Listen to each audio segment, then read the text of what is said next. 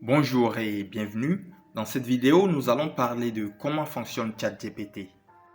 Si vous ne savez pas ce que c'est que ChatGPT, alors je vous invite à regarder la vidéo qui s'affiche à l'écran.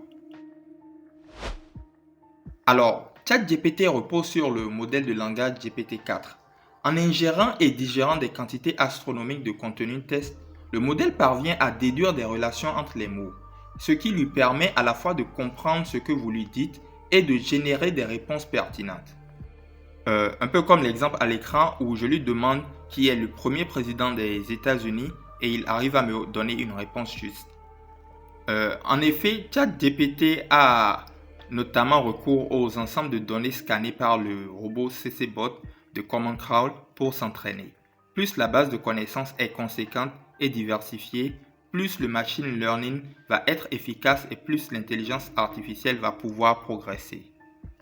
En effet, les modèles GPT sont fondés sur une architecture de transporteur qui favorise l'apprentissage profond en résolvant les tâches séquence par séquence. Ces structures fonctionnent avec un encodeur qui a pour tâche de traiter la séquence d'entrée et avec un décodeur qui génère la séquence de sortie.